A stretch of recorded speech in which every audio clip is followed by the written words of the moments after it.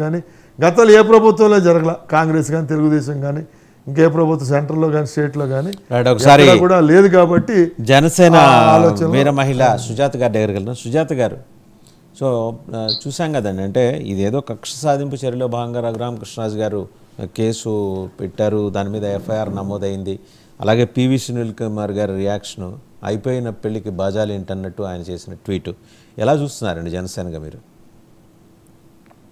వాసుదేవన్ గారు, ముందుగా మీకు అలాగే 99 వీక్షకులకి ప్యానల్ ఉన్న పెద్దలందరికీ శుభోదయం ఉంది. సునీల్ అంటే ఇక్కడ కక్ష సాధింపు చర్యలు రఘురామకృష్ణ గారు చేయడం కాదండి, ఆయన మీద జరిగిన కక్ష సాధింపు చర్యలకి ఆయన న్యాయం కోసం ఇప్పుడు ప్రభుత్వం మారిన తర్వాత ఖచ్చితంగా న్యాయం జరుగుతుందనే ఆశతోటి ఆయన కేసు పెట్టడం జరిగింది. అప్పుడే అంటే ఆయన మీద కస్టోడియల్ టార్చర్ జరిగినప్పుడే ఆయన మళ్ళీ తిరిగి కేసు వేసుంటే కనుక అప్పుడు న్యాయం జరిగే పరిస్థితులు లేవు. ఎందుకంటే ఎంతో మంది ఐఏఎస్ అధికారులు కానీ ఐపీఎస్ అధికారులు కానీ చట్టాలను కానీ వీళ్ళు ఎలా ఉల్లంఘించి చేతుల్లోకి తీసుకుని వారి సెపరేట్ రాజ్యాంగం నడిపించారో మనందరం చూసాం. కాబట్టి అప్పుడు కేసు పెట్టిన ఫలితం ఉండేది కాదు. ఖచ్చితంగా ఇప్పుడైతే న్యాయం జరుగుతుందని ఆయన కేసు పెట్టడం జరిగింది. అలాగే సునీల్ కుమార్ గారి ట్వీట్ చూస్తే నవ్వొస్తుందండి. ఆయన అధికారంలో ఉండగా చట్టాలను ఉల్లంఘించి అధికారం ఇప్పుడు పక్కకు వచ్చిన తర్వాత ఆయన చట్టాల గురించి మాట్లాడుతున్నారు.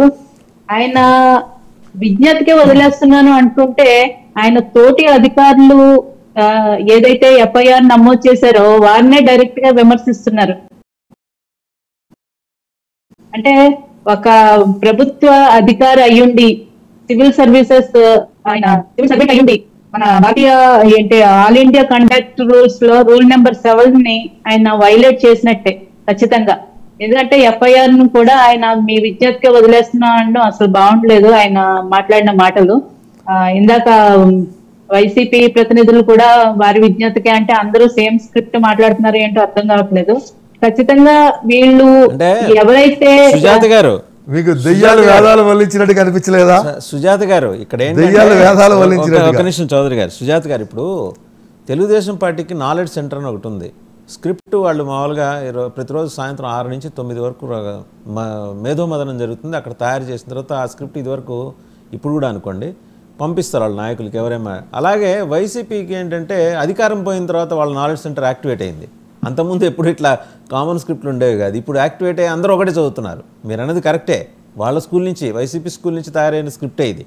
అందులో ఎటువంటి ఇదేమి అభిప్రాయ భేదం ఏం లేదు, మీతో నేను ఏకీభవిస్తున్నాను. వాళ్ళు అధికారంలో ఉన్నప్పుడు కూడా వాట్సాప్ గ్రూప్స్ ఉండేవి సార్. వాళ్ళకి వాట్సాప్ గ్రూప్ ఉంటది, వాళ్ళకి అంటే ముందు రోజు నైటే వచ్చేస్తారు, రేపు ఈ టాపిక్ మీద అందరూ ఇదే మాట్లాడండి అంటే అక్కడ ముఖ్యమంత్రి గారి దగ్గర నుంచి లాస్ట్ సోషల్ మీడియా కార్యకర్తల వరకు ఒకటే ట్వీట్, అంటే కాపీ పేస్ట్ అనమాట. ఒక మాట అటు ఇటు కూడా పొలిపోదు, అట్లనే మాట్లాడడం మనం చాలా సార్లు చూసాం. అందుకోసం మేము వాళ్ళని ఎప్పుడు అనేది స్క్రిప్ట్ వస్తుంది, స్క్రిప్ట్ ప్రకారం మాట్లాడుతున్నారు అని. అయితే మీ పార్టీది ఒక విలక్షణమైన శైలి ఏంటంటే మీది మా అంతా అగ్రెసివ్ మోడ్ కదా, ఇలా ఒకటే స్క్రిప్ట్ ఉండదు, డిఫరెంట్గా మాడుతుంటారు, ఎక్కువ భావోద్వేగాలు ఉంటాయి మీరు మీ నాయకులు మీ ప్రతినిధులు మాట్లాడే దాంట్లో. వీళ్ళు ఏంటంటే సీజన్డ్ పొలిటికల్ పార్టీస్ కదా, అంటే మీరు కాదని కాదు, మీరు ఇంకా ఇప్పుడిప్పుడే వస్తున్నారు కాబట్టి వీళ్ళ స్క్రిప్ట్లో మీరు అన్నట్టు పులి స్టాప్లు కామాలు ఎక్కడ మారవు. ఇందులో ఇంకేమైనా డౌట్స్ ఉంటే సరే మళ్ళీ వస్తాను మీ దగ్గర. ఒకసారి జగడం సత్యనారాయణ గారిని అడిగి తెలుసుకుంది. జగడం సత్యనారాయణ గారు వాళ్ళ స్కూల్ చాలా పెద్దది. సత్యనారాయణ గారు, పివి సునీల్ కుమార్ ఆయన గురించి మీకు వేరే చెప్పక్కర్లా, వివాదాస్పద అధికారి అని చెప్పేసి పదే మీరు ఆయన మీద దాడికి దిగేవారు ఇంతకుముందు వైసీపీ అధికారంలో ఉండగా. సరే ఆయన రెస్పాండ్ అయ్యారు. పిఎస్ఆర్ ఆంజనేయులు గారు ఇంతవరకు రెస్పాండ్ కాల, మరి ఆయన ట్వీట్ చేయటం అట్లాంటివి ఏం చేయలే. సరే మీరు ఆల్రెడీ వేసేసిన శిక్షల ప్రకారం జగన్మోహన్ రెడ్డి గారు ఇప్పటికి అయితే వైజాగ్లోనో లేకపోతే రాజమండ్రిలోనో, మరి చంద్రబాబు గారిని రాజమండ్రిలో పెట్టించాడు కాబట్టి వాంటెడ్గా అదే బ్యారెక్స్లో ఈయన్ని కూడా పెడతారా? దీని మీద నేను విస్తారంగా జరిగినాయి డిబేట్లు సోషల్ మీడియాలో. ఇంతకు మీరెక్కడ డిసైడ్ అయ్యారు, మీరెక్కడ ఫిక్స్ అయ్యారు, ఆయన ఎక్కడికి పంపిస్తున్నారు? వాసుదేవన్ గారు, ముందుగా డిబేట్ నిర్వహిస్తున్నటువంటి మీరు, అదేవిధంగా మరి ప్యానల్లో పాల్గొన్నటువంటి అదేవిధంగా వివిధ రాజకీయ పార్టీల నాయకులకు కూడా ప్రత్యేకమైనటువంటి శుభోదయం. ఈరోజు మీరు రఘురామకృష్ణరాజు గారు పెట్టినటువంటి కేసు నమోదైనటువంటి సెక్షన్స్ మీద 120 కానీ 166 కానీ 170